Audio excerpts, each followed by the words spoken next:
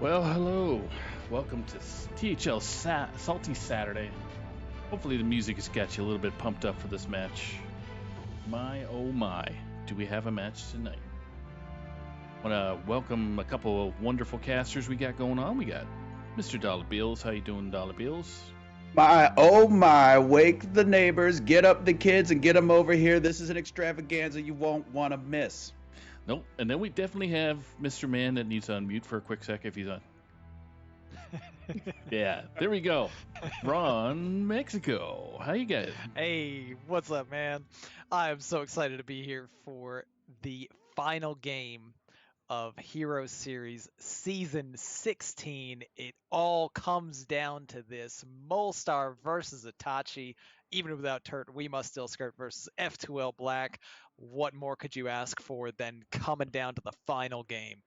And if I might, just as a personal thrill, reaching way back, I feel like Itachi v Molstar is one of those matchups that I have had in an affinity for going all the way back to, because I think these two, I think I might have cast these two playing at DreamHack back when we were allowed to go to LAN parties and stuff. If you can remember, sorry, let me light up my bubble pipe here and take us way back to the way long ago. So this, I mean, as you mentioned, the stakes cannot be higher. It's now 9 points to 10. It's been back and forth, 2 sets to 2 sets. It all this is every single game of this set is so important. Yeah, it really is, especially in a series like Hero 2, where Q order is so important, the class you Mm-hmm. ban is so important, and that early momentum is extremely significant in the early going. Just getting that first win in game one, you're like, okay, just keep winning, it's over. That's It's right. good.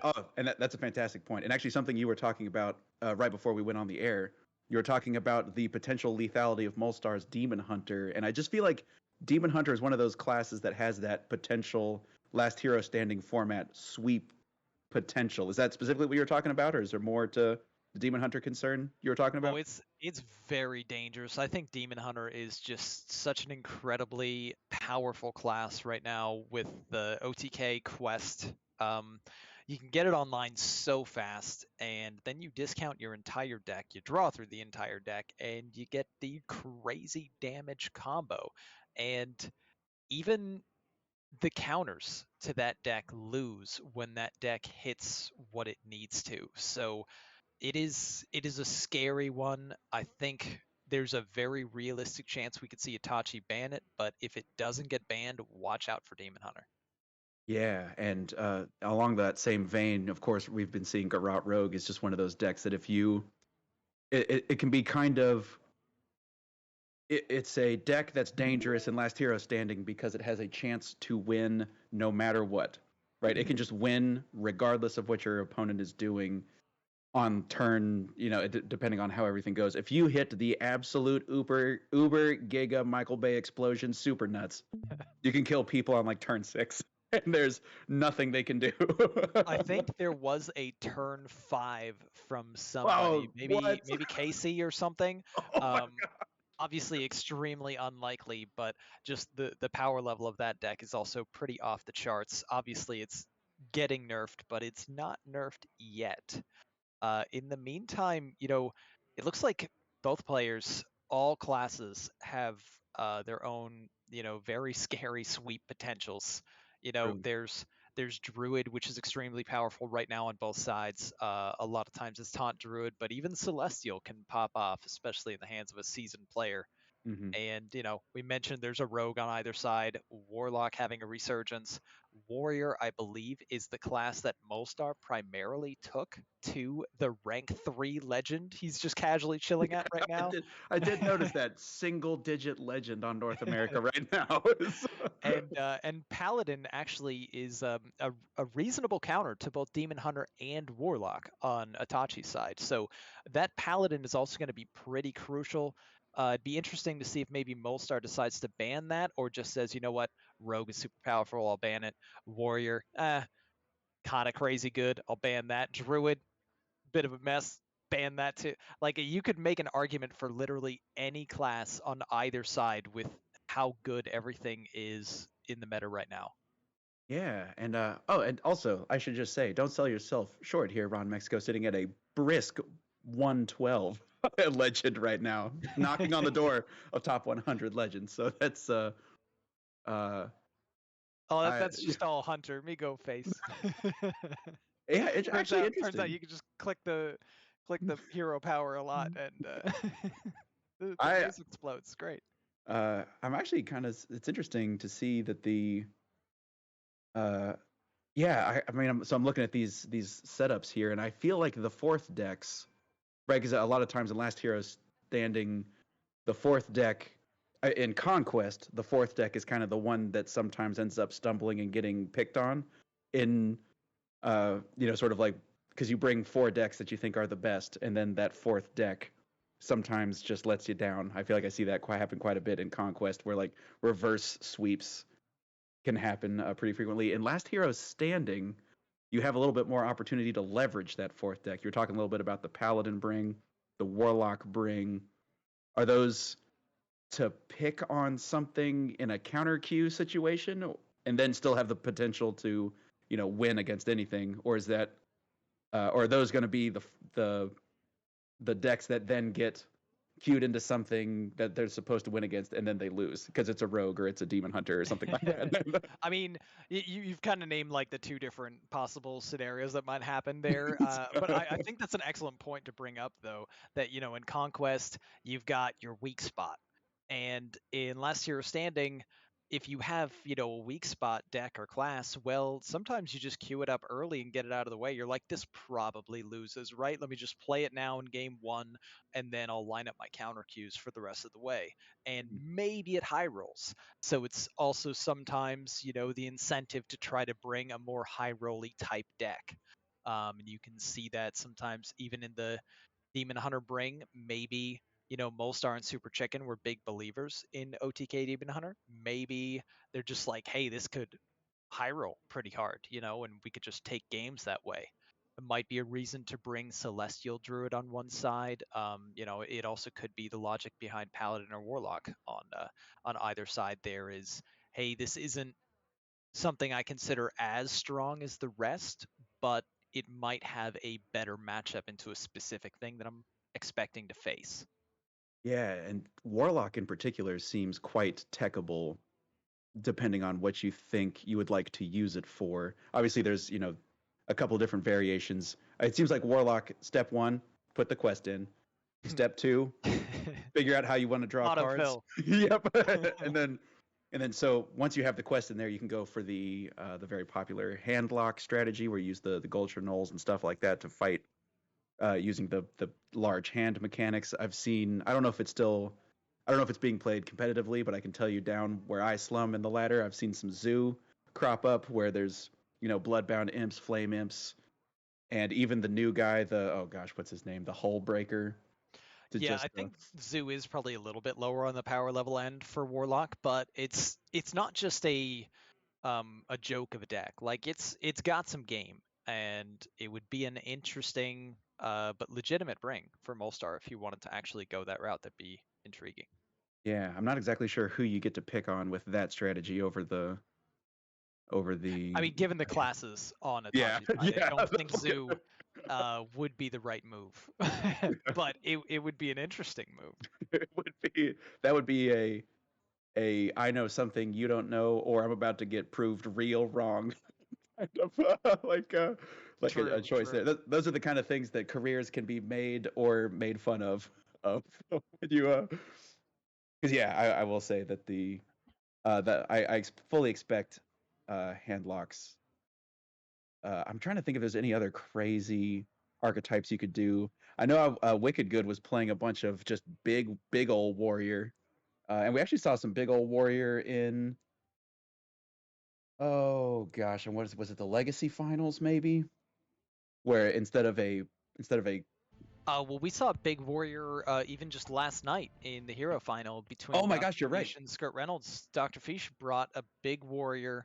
Unfortunately, he did lose with it right away for him, but sometimes that happens. Big warrior's a bit slow, and Druid just got there fast for Skirt Yeah, Reynolds.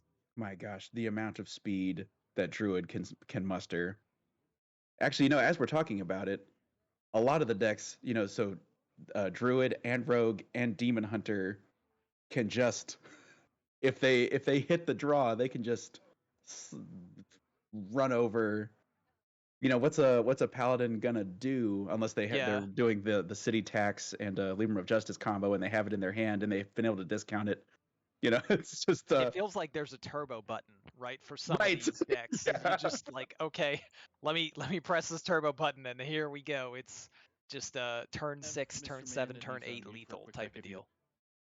Which of these decks are you? I mean, we've said a little bit about. I know I've mentioned the Paladin and the Warlock as decks that I think could potentially struggle. Do you see any other, like if they are Celestial Druids, do you see them having a hard time maybe, or if any other wrinkles? General, yeah, I think Celestial Druid is probably a little bit too risky to bring.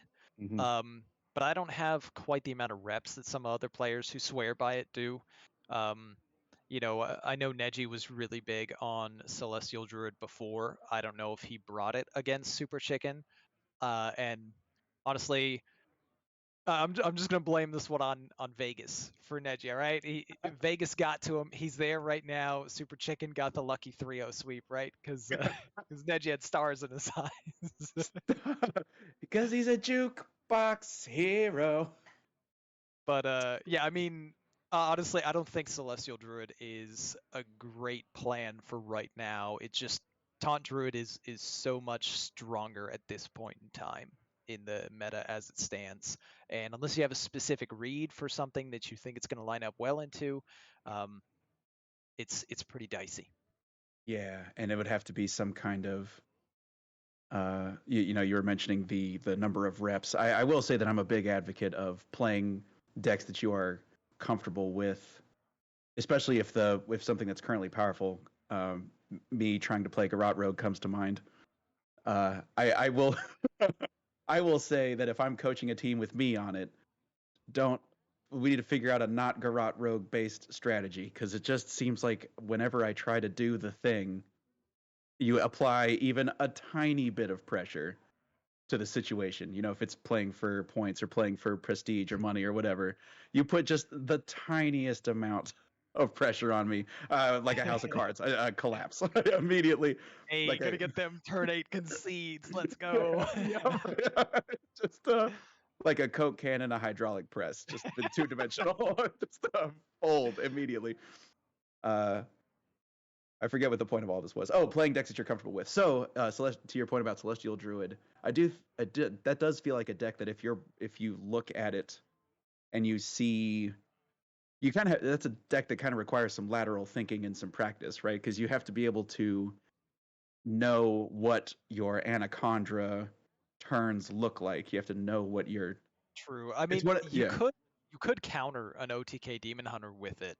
Right. You right. ramp early and then you play alignment, but you also get countered by the very same deck if they turbo their quest fast enough to get Kurt in their hand. Because then they have that 5-mana guy and you change him to cost 1 and the whole deck's free. Good luck. Good luck. It's a race to see whether the Druid can play alignment first or the Demon Hunter can get Kurtrus in hand first. And it's pretty coin flippy. Yeah, dicey at best. Yeah. And it's tough to argue. Meanwhile, Taunt Druid is actually one of the few decks that has more of a favorable matchup against OTK Demon Hunter. So just seems all the more reason to not bring Celestial. Yeah, and actually, as I'm thinking about it, what is Taunt Druid's bad matchup? I'm trying to think of one where I've played Taunt Druid and felt like, man, this is going to be tough. I mean, I think Rogue is a pretty bad matchup for Taunt Druid overall. Just because it's so focused on cards that can flood the board and take board away from you. And if Taunt Druid loses the board, it generally can't come back. So Rogue can easily set up a turn where, it's Plunderer, Brain Freeze, another Plunderer, a Shadow Step, another Plunderer, some more small things. And hey, I've got 6 minions on board and you have 0. Good luck. Right. Yeah. So you say, Druid has a hard time if the Rogue is played well, is what I'm hearing. Or it's played with. I mean, obviously Druid can get the early, stomp. But it it's sounds like I guess some bands. Yeah, what you got for us? hey, we got bands. Let's go. Yeah. So just to refresh for all our viewers, dollar bills. Who do you predict as a ban? I think, let's see, if I'm Itachi, I think I ban away that Demon Hunter, and if I'm Molstar, I think I ban away that Druid. Ron? For Molstar, I could see. I mean, with Demon Hunter, he maybe wants to actually leave up Rogue. So normally I'd say Rogue. I'm gonna agree with Dollar Bills here and say Molstar bans the Druid as well. But on Itachi's side, I'm gonna say Itachi bans the Rogue. He just says, nope, don't want any part of Garrote. Okay. Double Druid ban. Ooh. Double Druid ban. Double okay. Druid Well, we ban. freaking crushed it on the Druid ban. 50-50 all the way, we bro. talked a lot about Druid. Yeah. Let's stop talking about Druid. Stop talking about Druid. Yeah. So now the The players. rest of the season, no more Druid talk. Get it out of here. This will be fun. Players are ready, Yeah. so I'm going to get them to rock and roll right now. So we're going to have Let's do Molstar it. on the Let's dive right in. bottom of the screen. First spectate for our casters, and then Itachi will be at the top. So I'll let the guys rock and roll. All right, so that means Itachi will be playing Paladin, Rogue, and Warrior into Molstar's Demon Hunter, Rogue, and Warlock. You were talking about Q order at the top of the show there, and with the double Druid ban, I'm a little lost because I was going to throw the Druid first for whoever had the Druid, and now that's not an option. Yeah, I think it's fairly reasonable maybe for Molstar to lead Rogue. Just to try to possibly catch a Paladin, which has a couple other, reasonably favorables in Demon Hunter Warlock. For Itachi, you could try to throw out that Paladin in the hopes that Rogue isn't led and take one off one of the other two, or otherwise expect Rogue and maybe bring Warrior first. Lead is also an option, but you don't want to run into Demon Hunter. It's just mind games within mind games. You might also just throw a dart at a dartboard and say, all right, this one. Was it, I want to say, was it Chalky, who was a big advocate of the D6? Just, you've got a 6-sided cube and you've got 3 classes. Yeah, and for Conquest, there's a lot of arguments about random order being best. For Hero, it's a bit different, last hero standing. But the first class that you bring is still, I think, subject to a debate of maybe you go random on the first one depending on your matchup spread. But then the rest, obviously, your order's kind of determined by what class is left up. Yep. Absolutely. And it looks like Itachi is on the Paladin up against Molstar's Rogue. So yeah, early Rogue throw. And so we'll see. We'll see how this goes. Hand buff Paladin. Hey, nice. That's what I called there. Itachi Yep. leading Paladin, Molstar leading Rogue to catch the Paladin. All right. So Molstar, I think, wins this early Q order battle between the two, but of course, still got to play the game. That's right. Sorry, Saku, what were you saying? Oh, I was just going to say the players are in, and Itachi just gave away what the Paladin was. Yeah, with an early Prismatic Jewel kit and in the hand, Alliance Bannerman, still just an incredibly strong card. Looks like it has the Robes of Protection in here as well. I always think of that as a tech against Mage, but I guess it also works on... Doesn't really work on Rogue minion damage, though. Like the Prize Plunderer gets through that and stuff. But it is just something that Brain Freeze, right? It kind of bricks the Brain Freeze if it gets on the board.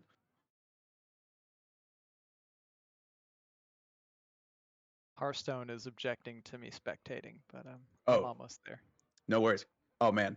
So it's going to be just basically a tempo Prize Plunderer in order to cast a Swindle. And because Molstar's opening hand, it does have an Octobot, but it didn't have a field contact until this very moment. So now we have a hand with a field contact and an Octobot, and then other cards. But I'm actually a little worried about Molstar's ability to keep drawing cards right now, because with that Swindle gone, we need to find some secret passages or other Swindles, or find some way to discount this field contact. And Molstar was faced with an interesting decision there at the end of the turn, whether or not to use the mana and play that Wand Thief right now. Finds a Flame Strike, which could be pretty useful, especially with the prep in hand against a wider board like Paladin can create. Dachi's throwing down this robes soon to try to protect a wider board. Molstar can wreck those robes with a prep flame strike, which could be huge. Oh yeah, the Flame Strike, of course, buffed. It feels like recently, but that's only in a geologic time scale. It was buffed to 5 with the core set. So yeah, like you're saying, the even with the hand buff as it currently is, prep Flame Strike can come down as early as what, turn 5? That's a Indeed, very early unless, Flame of Strike. course, unless of course the Cult Neophyte gets played right there too. Oh yeah, that's right. So actually, there's quite a bit of disruption in Itachi's hand. The Robes of Protection, the Cult Neophyte. Oh, and all Mr. Smite's in here is some out of hand damage. Meanwhile, though, here's Molstar getting some discounts, clearing up board a little bit. And does he elect to use his Brain Freeze to kill the 4-3, or say, I need this for field contact draw? I think that's the more correct decision, to hold it for draw. Yeah, Molstar kind of strapped for cash, draw wise. I mean, yeah, like you're saying, only Brain Freeze to draw cards right now, alongside the field contact. And Itachi, with that prismatic alignment, the prismatic jewel kit proc means that this robe of protection is now a 4/6. Still not Those are some safe. big robes. Yeah, that we're getting into like Snoop Dogg style big robes. So, Nice. And here, Molstar does have the option right now of ripping this prep with a Flame Strike and clearing up the board if he chooses to. Doesn't kill the robes directly, but that 1/2 Wand Thief can trade right in and get rid of it.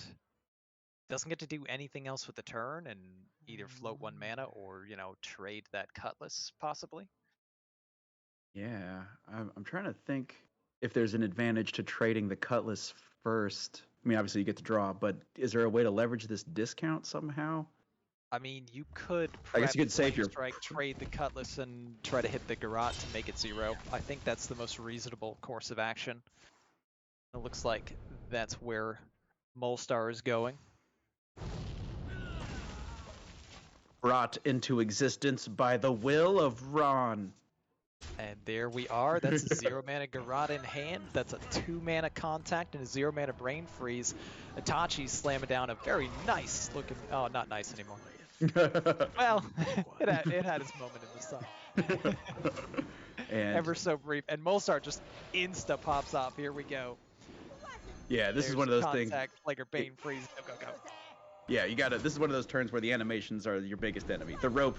Itachi is no longer your opponent. The rope is the opponent. You're gonna try to move the ball down the field here a little bit. 16 cards remaining in deck for Molstar. That's gonna come plummeting down. 13 cards left in deck for Molstar. Yeah, a really good turn for Molstar. The only thing he was probably extra hoping for was drawing a Shadow Step right at the end of that turn to get the Contact back into hand for more draw. Itachi, though, all these buffs, that is a beefy Mr. Smite. That is spending a lot of damage into a 3/2. I was wondering because every fiber of my being wanted to crack that downtown, but it's just irresponsible to leave up a field contact Yeah, going you into a just turn. can't. Just It hurts, can't. though. It really hurts to send that 10 damage into a 3/2 minion, but that's how good that 3/2 minion is. Right. The threat level is so high.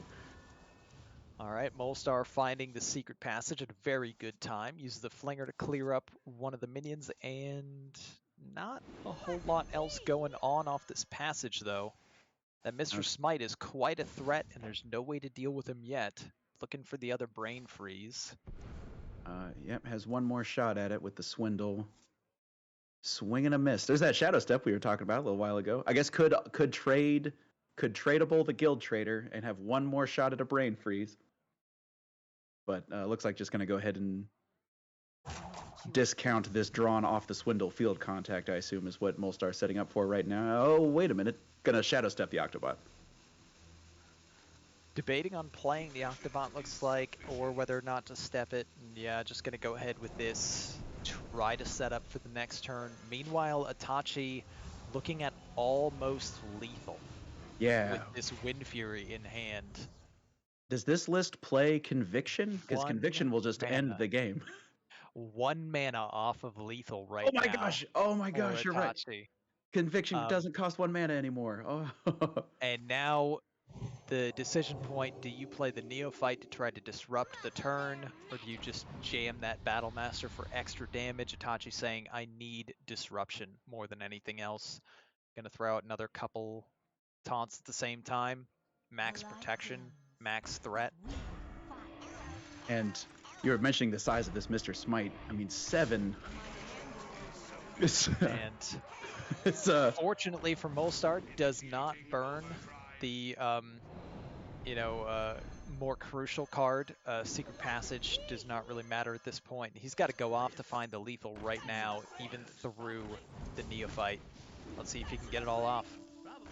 Yeah, I mean, did successfully get all of his creatures discounted to 0, so a lot of things going to be able to happen. But like you mentioned, that Cult Neophyte tax is in play for crucial things. It looks like he's going to have enough to get there. I think this is going to be a lethal for Molstar, just showing how insanely strong this deck is. He's done this very well, and that's going to be the final card drawn. And he's going to float mana while killing his opponent here. Just expertly piloted by Molstar. Got very dangerous. Itachi literally 1 mana off of lethaling him with that big Mr. Smite, but Molstar picking up game 1. Wow. This Octobot's got +2 spell damage on it, like you mentioned. And this is just 100%. This just happens every time. With if you don't have I don't even know. If you don't have old-timey odd warrior levels of armor, you're just not going to be able to get out of range of this one anymore. Yeah, the +2 spell damage puts it up to 32 damage combo. And what we're seeing here too is this is pre-nerf Rogue. So there are the standard amount of Garrots or bleeds in deck. So easy for Molstar. There goes game 1, and Paladin. One of the biggest threats to Molstar's other 2 classes has been dealt with. Itachi on the back foot. Yeah, we're seeing one of the things that you were talking about at the very start of the show of just the danger level. That was turn 8, right? That was the 8 mana turn. And Mr. Smite was there and gigantic, but those early board control tools allowed Molstar to stay alive into the 8 mana turn, and then just was able to even through, and let's not forget, there was the debuff from the Cult Neophyte even going into that turn, and Molstar still had 5 mana left over. But that one's in the past, and now Molstar must, of course, stay on the rogue. This is last hero standing. Itachi opting to bring out a Quest Warrior to battle against it. All right, and Itachi just looking to try to get the damage as quickly as possible. This is a fairly aggressive deck, and you need to be fast against something like Garrot Rogue that just kills you on turn 8 or 7 a lot of the time. Yeah, it's crazy to think that even in some kind of wacky scenario that could never happen, but if Molstar had only had 3 mana, Molstar would have won that game. That's just crazy to think about. But if you want to talk about getting off to a start, it looks like this start is about to slow down. Crucially, Itachi did not hit the Pirate What Draws Pirates, the Harbor Scamp, which can be this is one of those cards you really like to see in the early game to really just keep your pirate train rolling and guarantee that weapon draw moving into turn 4. And I like this turn from Molstar here. I think we see the Shadow Step on the contact, so get that 1 early draw, and then get the cheaper contact back in the hand, dealt with the minion, has a contact Brain Freeze lined up for the next turn, and can try to pop off again. And the fastest Stormwind freebooter that I've ever seen. It didn't even make it out of the draw animation before getting drawn, and it looks like it's going to be an instant cycle. Itachi needs some more pirates to keep the quest moving forward. And of course, that's one of the new cards, the Blacksmithing Hammer. It is now a 5/3 weapon, just waiting in the wings, and it's been buffed by the Bloodsail Deckhand from the very beginning of the game, so it is also less expensive. Indeed. I'm assuming Itachi's list probably runs that weapon plus the 1 mana weapon, which would currently cost 0 if it gets drawn. Just another way to kind of press more damage early and get more procs off of the Cannoneer, the new card. Oh yeah, yeah. Yeah, I'm Molstar, interested to pick. see. I think it was No Hands was actually playing a list that was only the blacksmithing hammer. So I wonder which way Itachi broke on that. Because yeah, I'd be totally down to see that weapon. I'm sorry, Molstar is drawing a billion cards right now. Not like too thrilling of a turn for Molstar, but does choose a route that gives the contact a little bit more protection. As we can see, Itachi does have a way to deal with it, and I think I like seeing this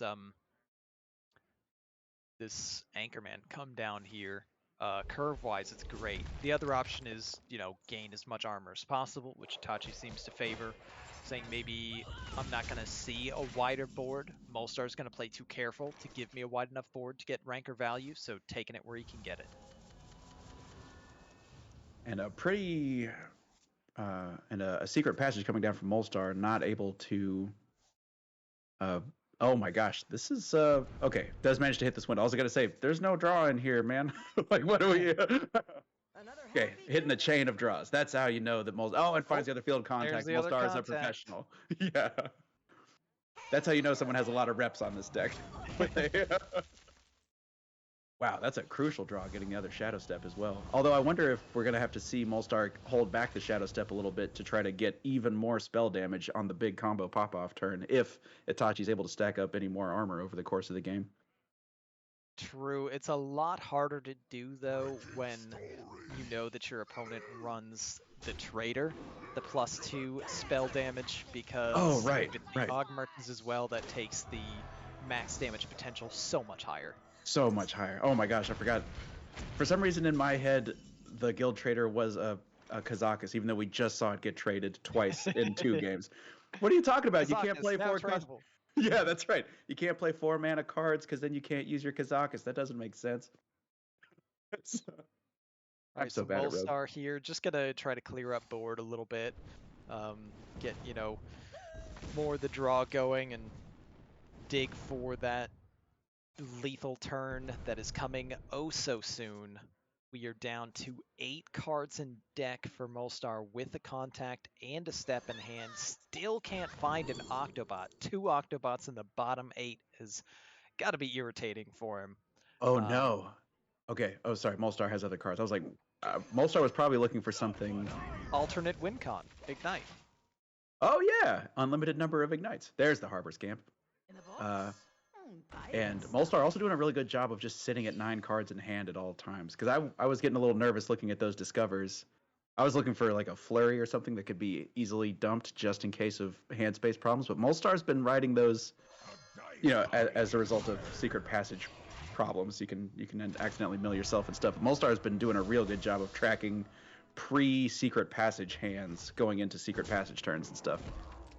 All right, Itachi on the pressure plan now. He's got the Rikara in hand. Molstar just looking for an Octobot. Cutlass, not a bad draw. Gets to discount a spell in hand and draw another. Or interesting. Get a weapon online. Activates this combo on the Brain Freeze. And so he does that to try to get more cards out of hand in order to have more use from passage instead of just burning stuff post-passage. There's that Octobot. Hey, found one. 3 cards left in deck for Molstar. I didn't catch how big Molstar's hand was at the beginning of the secret passage. Was it like 7 or something like that? That's exactly right. Okay, so hey, math. I can do addition sometimes. Don't hold me to that, though. All right, there's an Octobot that is going to remain in Molstar's hand on the next turn. Draws an Augmerchant as well. Elects to clear up the board completely, push that 1 irrelevant damage. Decision time. Do you play the Augmerchant? Do you keep it? Probably better to keep it, considering it's a proc for the Octobot. And Molstar also opting not to trade the Guild Trader intentionally because this should put Molstar back at a 9-card hand, and the tradable would have put him at a 10-card hand. So just once again, just keeping it keeping the cards unburned. So this is going to be kind of a photo finish here because Molstar, it looks like maybe he's got lethal, but Itachi crucially is at 35. And the +2 spell damage combo is 32. So Itachi can jam this Rikara and the Cannoneer. Can even trade into the Wand Thief if he wanted to, but Cannoneer should most likely clear it. Smite will lethal next turn. Oh, and There goes the Wand Thief, and Molstar, no time to waste. He's going to go in. Oh, is that enough? With the top deck Guild Trader? That is, gosh, this is going to be one of those turns where, I mean, we're going to see this Octobot get hit by so many Aug Merchants. There is yeah, I think this is enough because of the step on the Octobot. I think Molstar gets it now. I don't know if he gets there without the Guild Trader being top decked. The Guild Trader being top decked got to soak up those 2 discounts, which is massive. Massive. This situation right now, and I think this is it. Once again, Molstar just picking up another. I'm pretty sure this is a victory. There's 1 card left in deck, but it'd have to be a massive low roll to miss it, right? Yeah, and didn't put the Guild Trader on the board for the opening Garrots either. I'm surprised by that. Oh, he's using it to trade. Okay. Oh, okay. Am I missing something here? Well, I wouldn't be surprised if I am. Ignite. But, the Ignite. Yeah. The Ignite costs 0. It's a 32 combo, but Ignite he discounted. That was just the alternate way to get there. So the question is, the tradable. Once Molstar finally drew that last card, which is the prep, he traded the card to draw the rest of the Garrots, and the Ignite will go face along with the Weapon Swing, and that should be enough? Question mark? Are we 1 off? 32. No, it should be enough because, like you're saying, the Weapon Swing plus the Ignite. Oh wait, we're 1 off. Wait, did the other? Oh my god! Wait, did the other Garrot? Is there another bleed in there? There is another bleed. So the way that this trade interaction works is the Guild Trader got drawn again. Oh, the Guild Trader still in the deck. Oh no! What a crazy finish here. So Itachi on 1 health gets the Warrior victory, takes out the Tyrant in Garrot Rogue, and we are evened up 1-1. What a crazy game. That was a crazy game. And I guess, oh gosh, I'm going to try to think back to the board state. I'm trying to think if there was a way to make that 100% lethal turn. But these folks are ready to play. It's going to be a Quest Warrior straight into a Warlock. I feel like Molstar could have just played the Guild Trader instead of trading it and then thrown the 6 damage Garrot's face and then traded the weapon at the end along with the Ignite at the very end. But, you know, an insanely complicated turn, and he was 1 off, and there was some RNG there. So, on to the next one. Yeah. It's Warlock versus Warrior.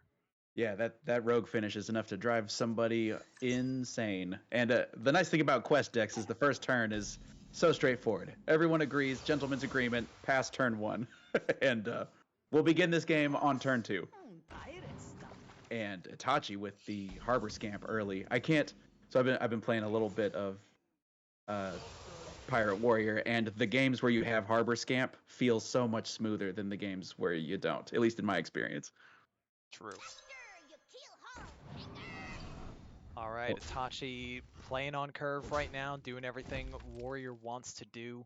Molstar, you know, I feel like pretty much had to queue up this Warlock here, was very unhappy that the Warrior stayed alive because Warrior is not good for Demon Hunter to see. So Warlock really needs a win for Molstar here. And this can be one of those situations. A lot of times I feel like in Last Hero Standing, we either see, 3 O's or 3 2s. And this is how you can kind of move the inertia back in your favor. If Itachi's able to beat this counter queue and then get to try the Warrior and Itachi's own Rogue into that Demon Hunter, sort of give himself 2 chances. What am I Yeah, saying? I'm talking about Conquest. I'm sorry. that's Don't all right. ignore everything I just said. Where this warrior versus this warlock is basically it's a best of 3 now. We've made it Very down. We've got it interesting down to a best of to 3. see this Ganark inclusion for Itachi in the warrior list. That's not a standard one that I've been seeing, but is an interesting option there. Just more weapon damage, a little bit more aggression might come in handy. Probably not in this game since it didn't come out on turn 1, you know. But Mhm. I wonder what he cut for this one. Yeah, the imprisoned Gnarg.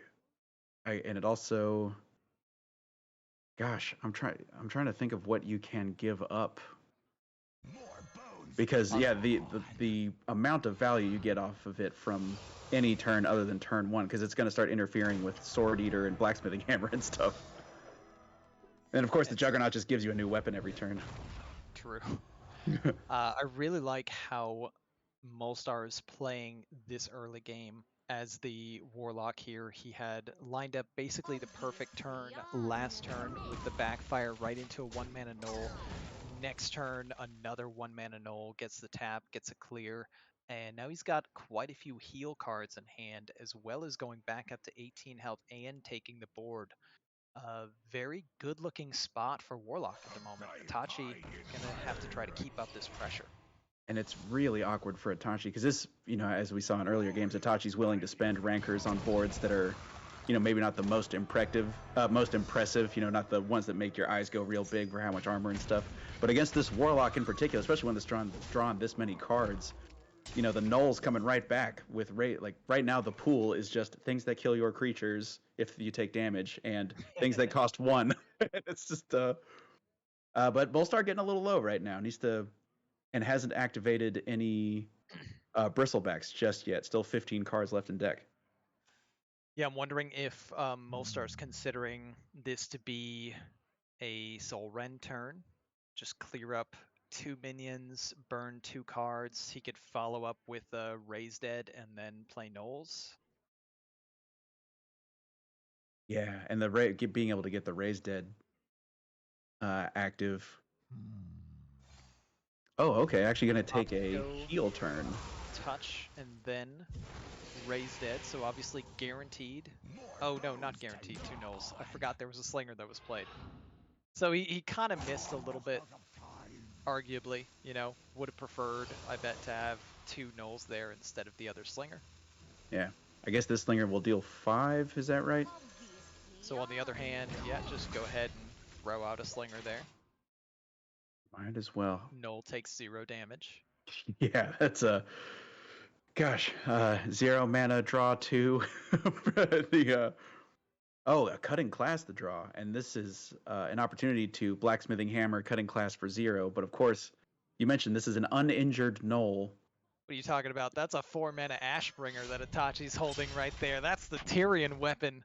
That's a 5/3 right. Going face. Yeah, and draw 2 cards for 0 mana. And 0 mana draw 2.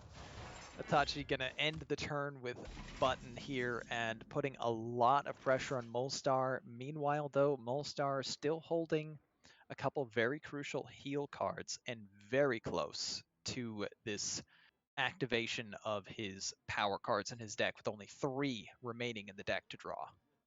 Like you mentioned, staring down that Ashbringer. Okay, it's actually just going to be a Baron Scavengers for full retail. Sometimes you got to pay full retail, but that's not what I would prefer to do. Yeah, actually stings a little bit. And I mean, here's why maybe the last turn was the Soul Rend opportunity. Just to get closer into the deck, because a tap after a Soul Rend would have made the Scavenger cost 1 here. Now it's going to be a bit harder for Molstar to get deeper into the deck, and we might see the need for Drain Souls to be played. Oh, gonna Soul Rend. Okay, I like this play. This is creative. This is clever. Burn 3 cards off the top, get a couple guaranteed 1-mana taunts up on the board. Solid play. And the stat line on these Scavengers is crucial, because you know that one of Itachi's best board control tools is the Stonewall Anchorman, and you don't get to draw a card if it gets one-shot by these Baron Scavengers. Now, I will say Molstar would have been extremely sad to see Barov Ranker right here, but Itachi Ooh. is holding Rankers, but no Barov. So, gonna have to take some damage himself to clear up this board, and is very close to dying, actually, to Battlemaster. If Yeah. Molstar draws... Is that lethal? Is that lethal? Exactly raised dead, right? 15? Yeah. Exactly. I was about to say, if he draws Raised Dead off the top, it's gonna be a lethal. And just crazy, the Warlock quest gives him that payoff. Oh, this That's is gonna amazing. be I've never gotten to see this before. I've never seen that's gonna somebody be a get 3 killed by... damage lifesteal. Take the victory for Molstar, and that is a 2-1 lead. Insane. Insane draw right off the top there. Wow. Because And like a tap doesn't do it. He's 1 damage short. He was on 5 self damage, so he didn't have the mana for anything else for self damage, right? Or I mean, did maybe a backfire, but still, I mean he was just holding the 2 mana 6 damage, but I don't know if there was a minion on board that would have done 3 self damage. I'd have to go back and look, but Raised Dead obviously just bam, game over, and we are on to game 4, dollar bills. Wait a minute. Is that a Silverleaf poison in Itachi's opening hand that just got mulliganed away? Yes, but That's but you're... interesting. Yeah. So Itachi playing Rogue, and then of Probably a course, different. Oh. what is Oh happening? my God. Itachi loves Mr. Smite. I thought this deck was a meme. Itachi's going in. Okay. So, from what I understand, this is going to be a deck that runs, the weapons for Rogue along with Bloodsail Raider and Mr. Smite as the big payoff because it gives these Bloodsail Raiders charge. And yeah, I guess if you have a big old weapon, these Bloodsail Raiders can charge. Of course, the Big text ol' on weapon, there. and you Yeah. can Shadow Step a Raider and just play it again immediately for more damage. So one Raider could easily be just massive face damage. Meanwhile, Molstar doing his thing, play the quest, coin the backfire. So at what? Okay, well now the jig is up. With the Swine Tusk Shank draw, all of a sudden. And what do you know? Molstar's Warlock deck is teched with a Rustrot Viper. So decision time, do you want to jam it right now, or do you want to bait Itachi into using some weapon buff cards first before you destroy that weapon? Oh my gosh, Molstar teched a Rustrot Viper, which I feel like that's a last hero standing consideration where if you want to try to give yourself a better chance against things they might queue against you, you can didn't see it in the last game. The Rustrot Viper had taken a nap at the bottom of the deck there somewhere. And yep, like you said, gonna try to bait out additional resources from Itachi. No poisons available yet though. Alright, Molstar's got some very cheap Knolls in hand. Can actually play both Knolls and this little slinger here and keep 2 5/4s and a 2/1 while removing the opponent's board. Seems pretty reasonable. Now wait a minute. You mean to tell me that for 4 mana I can get 10/8 worth of stats plus a 2/1 that removes their guy? Seems alright. He could also opt for the touch here and gain some more health and discount the giant a little bit more right now. You mean to tell me for 4 mana I can get 10/8 worth of stats, heal for 4, remove their guy, and make my 8/8 threat cheaper? Nonsense. Now I feel like you're just pulling my leg. Alright, and Itachi doing the rogue thing. We always play Octobot and discount our deck. Oh, and hits that Shadow Step to allow... Oh, and 2 Bloodsail Raiders in hand. And here's a deadly poison. I think this is the moment that Molstar is going to say, okay, that weapon's scary enough. Let's get it out of here. So Rustrot Viper all but guaranteed to come down, I think, next turn. Itachi doesn't know this yet, but this 4/3 might be the only time remaining that he gets to swing with an impactful weapon. Yeah. The rest of his hand isn't drawing anything. would have to be, yeah, that secret He'd passage have is to gonna have just to be passage and money. find another weapon. Yeah, gonna have to be need a big money secret passage because putting a Silverleaf Poison on your hero power daggers is just a frowny face emoji such kind of situation. Would much rather that be on a Swine Tusk Shank or even a self-sharpening sword, something where you can really get some recursive value out of it. There It's is got a to be Viper, right? chance Molstar decides not to play the Viper because the Flesh Giant can get cheaper here, but I think it's just a little bit too risky to leave that up, so he's going to just say, yep, it's Viper time. That's why I teched this card. Immediately paid off with Itachi's top deck of a cutting class, and instantly Itachi ripping that passage, praying for another weapon, Oh, and that is very disappointing for Itachi. He's got to spend 2 mana on a dagger on his secret passage turn just to get a little bit more card draw from this Silverleaf with the prep. and Itachi is See what going to he do draws. Itachi's going to do the rogue special kind of. It's not exactly draw, but it's play all the cards you got off your secret passage as much as you can. Like you said, also in desperate need of card draw, but you can spend stuff off of a secret passage because it just makes it so that your remaining cards left in deck goes down. You could try to move position your deck in a position where you draw what you're hoping for, and oh my gosh, the hits just keep coming. That's a Netheron, and a tap will drive a Netheron down to 1 mana. Raised Dead would also make a Netheron cost 1. That is, yeah, and make the Flesh Giant cheap. You mean to tell me for 0 mana I can make Flesh Giant cheaper, make a Netheron cost 1? Maybe gonna do. Is there any way we can do both? Is this actually gonna be able to use Unstable Shadow Blast to prevent the efficient Octobot that came off of the secret passage from activating? The only dangerous part about this is just getting closer to that lower health total, but of course, Itachi with no real payoff cards to line up that lethal. A single Mr. Smite, though, and Itachi could make things very dangerous for Molstar. Gonna draw 2 here, probably going to be stealthing. Yeah, so what, this is 11 damage showing, and then with Wind Fury it Now- becomes 22. Now he can dagger and, yeah, buff this up with Deadly Poison and then prep out this Cloak of Shadows. It's got to be good enough, right? To stave off 22 damage right now. Potentially 22 damage. Okay, Yeah. just gonna say he needs all the mana right now and no Cloak because it's very unlikely to die right here from this position.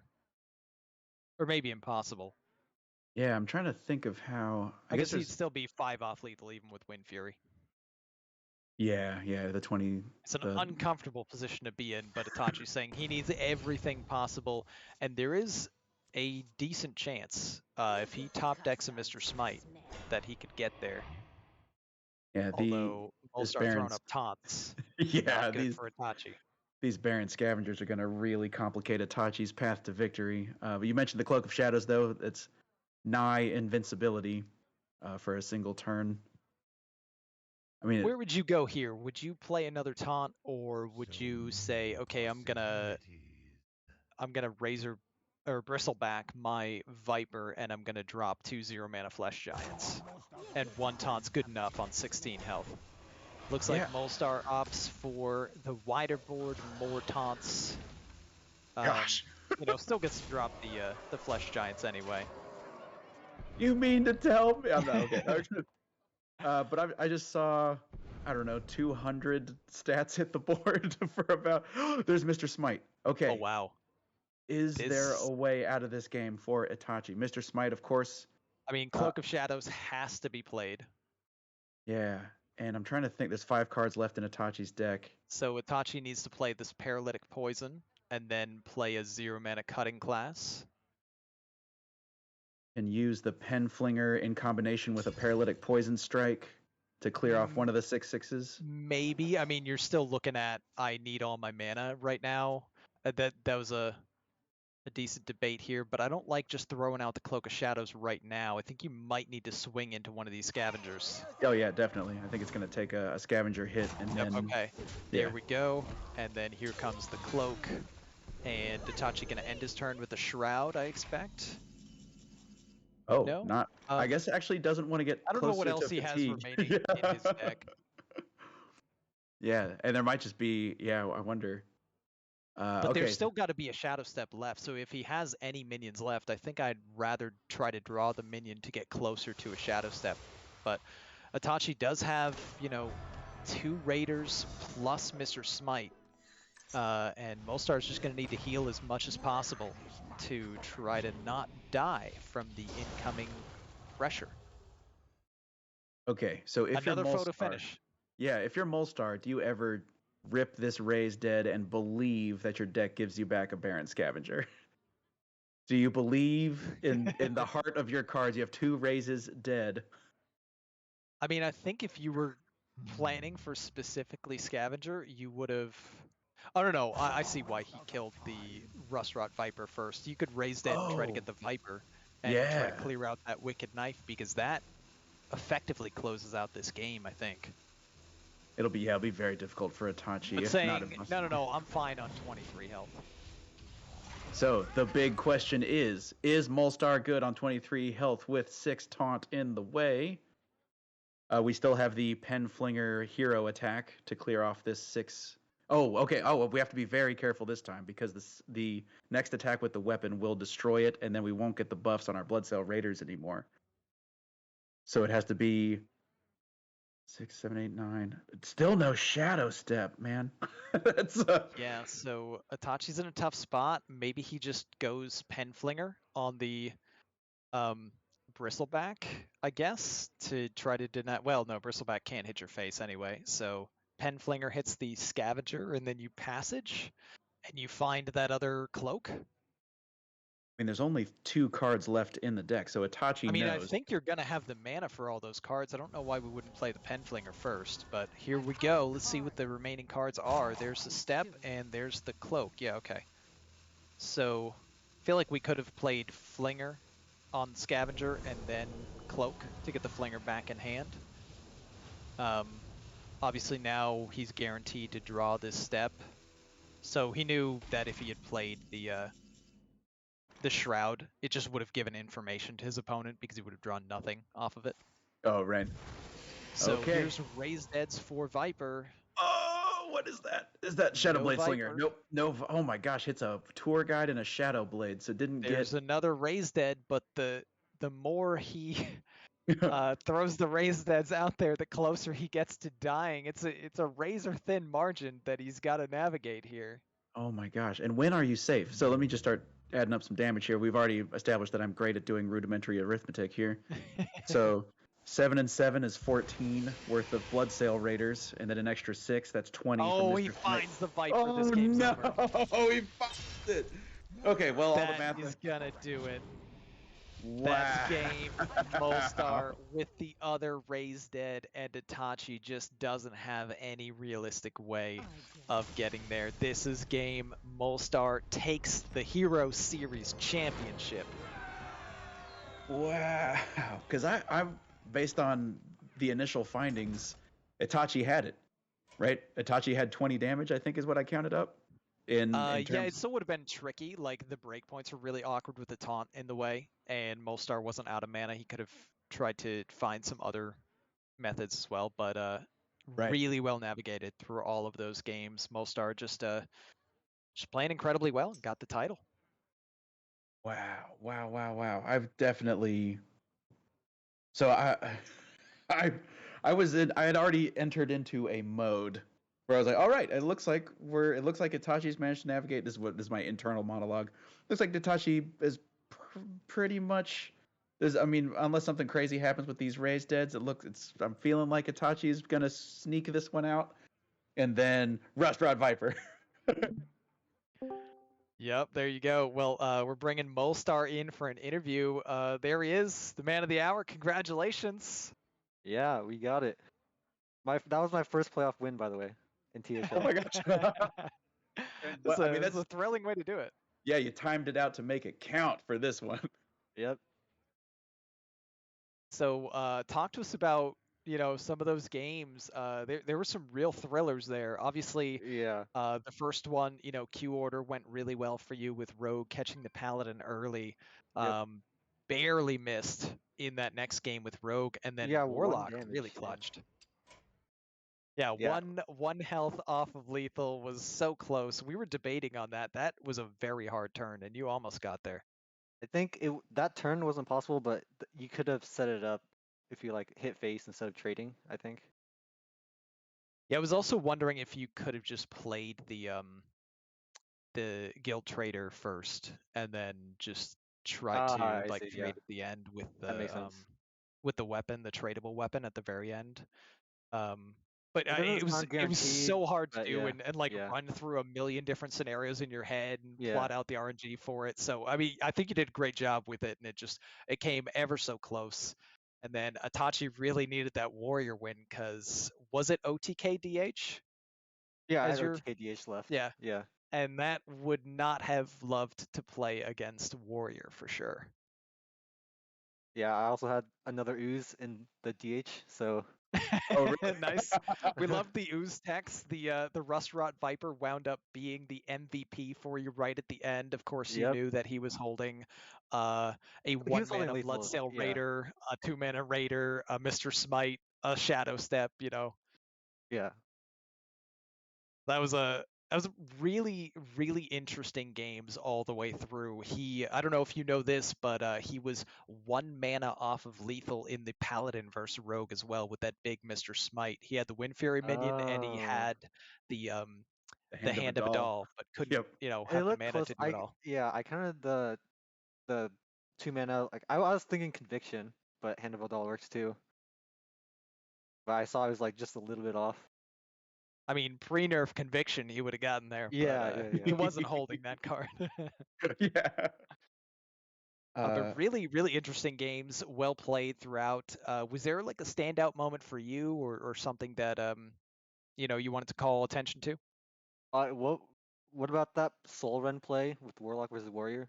Did you guys Yeah, see to that? activate your barons, To activate activate your baron to have two scavengers. Barons, yeah. Yeah. That was spicy. We were talking about how really the only punish is Barov Ranker, but he had 2 Rankers, no Barov. Yeah, I mean it was like the best way to get the taunts out because otherwise if there's just one, then he could like double shiver their timbers or something, then hit face for 5 +2 damage somewhere. So I was looking at a possible Soul Rend on the previous turn, and then following up with the the Raised Dead instead of the Raised Dead turn that you did, I think, yeah. like I wasn't secondary sure. and then clearing. It looked like you were debating on that for a little bit to Yeah. thin the deck and then decided to go the alternate route. But that was a very spicy self clear Soul Rend. I really enjoyed that play, and then getting the double taunts out was sweet. And I especially because I was actually in the moment lamenting, we're not going to pay full retail for a scavenger, are we? and then, and then, blam! The answer is no. Molstar says no. Yep. Tell us a little bit about going back to before the series even started, the double druid ban. Is that what you expected? Were you going in Yeah, planning to ban druid? Yeah. we kind of expected that because for one, Celestial beats like my OTKDH and possibly Garrote Rogue, so we were going for the sweeps on that. Um, so on his side, I guess because Taunt Druid would probably wreck his lineup as well. So just Druid being versatile and just like beating our decks, like whichever one we choose, like for because my Taunt Druid. Oh yeah, I did bring Taunt Druid, and it would have been really good into his lineup. His Celestial would have been good into mine if he had it. Fair. I mean, I consider Celestial OTK DH a coin flip. We always turbo the Kurt super fast, but it's definitely dicey. Yeah, for sure. Gosh, so this is another situation where because when the Quest Warrior versus Warlock matchup is the one that I keep reflecting on as being was that's the kind of match where I wish I could resume from replay, because there's a couple of situations where it's like I wonder if there was a way out of that game for Itachi, but you really did a good job of just making sure that there wasn't any maneuvering. Was there ever a? I mean, obviously you ended up having to blow up your own board. Yeah. So do you, were you ever nervous as the Warlock against the Rogue? I mean, when you successfully hit that Rush Rod Viper, that was obviously Yeah. spectacular, and we got very loud. But how were you feeling during that game? Well, at the end, I was questioning. Do you know if like one more Baron Scavenger would have also sealed it? Because two taunts, then he can't Shadow Step the what is it? The 2-mana 2/3 pirate. Yeah, the 6 health breakpoint is, or the 6/6 that is the damage and the health were both like Oh really yeah, I had relevant two outs there for that that made it then, I hard. think. I think that was probably enough, but it was tough to figure it all in the moment. Yeah. We were mainly just like locking in on he's going for Viper. Viper wins it. Here we go. First Raised Dead. Oh, we got nothing. Second Raised Dead. Do we get a Viper? There's the Viper. That first Raised Dead was a brick, man. It's like a tour guide Yeah. and a slinger. Yep. Yeah. Talk to me too about how were you feeling when you drew that Raised Dead off the top for the Wind Fury Raised Dead lethal from the Warlock quest? I don't remember the board state. I know that you had the 2-mana deal 6 card, but I don't remember if there was a way that you could have got it. I think you were one off with tap. Yeah, I was Um, one off. do So you remember, was it only Raised Dead that actually gave you the lethal on that turn? Because it looked like he was winning on the next turn. it might have been. I didn't check Unstable Shadow Lost. I think that was in my hand. Maybe It was in your hand, I don't but I remember. don't remember if you Yeah, I had don't remember the any, board state. So like if you I had just any I just minions saw the that actually lethal. hit I that just saw health. Yeah. I just saw lethal. Didn't check my other cards. So Right. Yeah. I mean, Right, you yeah. top deck the yeah. lethal. You're like, let's go. All right, win the game. I always forget that you can use the Warlock quest to win games like that, but that's just a cool thing to see. Yeah, that was certainly a crazy finish there. Honestly, all of the games really felt like Yes. they came down to just, hey, if this player doesn't win on this turn, then they lose. Yeah. And just a fascinating series to watch. Really well played and well deserved to see. Even without Turt, we must skirt get Yep. that victory. That's 3 out of 4 championships for 9 and CMAC, I believe. Nice. Yeah, pretty nutty. They won it back to back, missed one, and then won again. And the 2-time for Super Chicken, I think, for Pro Series as well.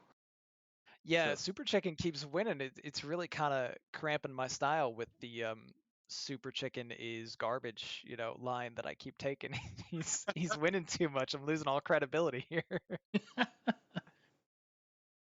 Yep. Any final words before we let you get out of the building there, since you're on the time crunch there? I think that's it. Right. All right. Well, congrats again. Celebrate with your team and everything. And thanks for participating in such a great season. Excited to see how things go next season. Yeah, thank you for casting. No problem, buddy. Enjoy your evening. All right, see ya. What a crazy evening, dude. Yeah, that's the mentality of someone who's better at winning than I am. It's like, oh, I have lethal damage. I'm not going to look at my other cards. That's how you know that they're not going to do, okay, is there a way that I could throw out an emote, wait till the rope is burning, do a 360 no scope, and accidentally miss? It's the game. Business. All-Star getting down to business.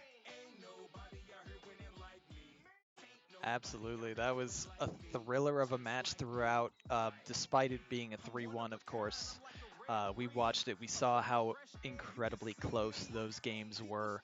Hard-fought match throughout all of the games as well. F2L coming just a little bit short. And, well, they said it. They still skirted without Turt. Yeah, even without Turt. Here's the thing. They've committed. They've committed to the skirt. Yeah, and that did not feel like a 3-1 series. That was the most 3-2 feeling 3-1 series that I've had the privilege to watch in quite a while. Yeah, that was wild. And I don't know if Molstar wins the series if he doesn't top deck that Raised Dead. in the Warlock Warrior game, things might have changed dramatically, but we'll never know. That was certainly, and instantly spots it, of course, just played to the outs and played great throughout and got rewarded. Yeah, so many thin spots. Yeah, you were talking about 1 mana off lethal in game 1 was Itachi. Like if Mr. Smite had somehow managed to pick up 1 additional hand buff at some point throughout the game, lethal damage on turn 7, right? Like the raised dead draw you were just talking about, Rush Rot Viper, gosh, I'm trying to remember back how the Warrior versus Rogue game ended when Itachi won against the Rogue. I mean, he won on 1 health. Well, yeah. Oh, that's right. Right. That was the one where the combo went off and was one man. It was 1 damage short. And, you know, maybe there was some optimizing. It's hard to say. It's so hard to say. I don't know, honestly, if there was like a perfect line to take to get lethal or guarantee it, or a best chance line. But he took a great line and was unbelievably close. You know what the turning instantly goes the other way. The turning point of that game was, I don't know if you noticed, the subtle Itachi emote at the top of that turn. Right when Molstar starts going off, Itachi throws out the "you have legendary skill" or something like that, and maybe that was it. Because he acknowledges it right there. It's like, okay, I either won or I lost on this turn. He either gets me with the combo or it's not there, and I'm gonna win. So it just throws it out the well played. Like the game is over at this point. It's just crazy. Yep. Saku, I mean, this obviously brings Hero Series to an end. What's on the menu for folks? Nothing. Moving forward. We only actually have one more show because all the rest of the shows have concluded. So we just have Tavern Talk, who's going to be hopefully being able to make arrangements there to do the team interview. So that'll be on Wednesday at 9 Eastern. That is it. We are done streaming for the THL for the next until the expansion comes, really, unless we have a special tournament, but that could be in the works. You just got to keep an eyeball on the THL Discord. Ooh, how mysterious! Always might be something to look out for. Off-season events are known to happen from time to time in THL, but for now, we could have a impromptu Brushy Tuna versus Ron Mexico standoff. I mean, that's just super lopsided. If we play standard, I crush him. If we play battlegrounds, he crushes me. See, it's if we play mercenaries, neither of us have any clue. There you go. So there you go. A mercenaries showdown. That's right. Yeah. Between Mexico tuna standoff. That's right. So. But yeah, that pretty much wraps up our evening. So, any final words from you guys? It's been great having you both on because it's been a while. So. Oh yeah. Oh, it's a pleasure. Thank you so much for having me on this evening. This is, if we're gonna close out a Hero Series, I mean, this is the series to close out a neck and neck playoffs, a neck and neck series. Thrilled. Yeah, seriously, this one was especially exciting. Always a pleasure to be here and casting with you guys. And, there it is. Hero, always there it is. Crazy competitive, no different this season. And it won't be next season either. So stay tuned for that, folks. But on behalf of Ron Mexico and Mr. Dollar Bills here, I'm Saku. Enjoy your evening. Thanks for watching. And we will see you Wednesday. Peace out. Have a great night. Have a good one. Thank you, the internet. Good night.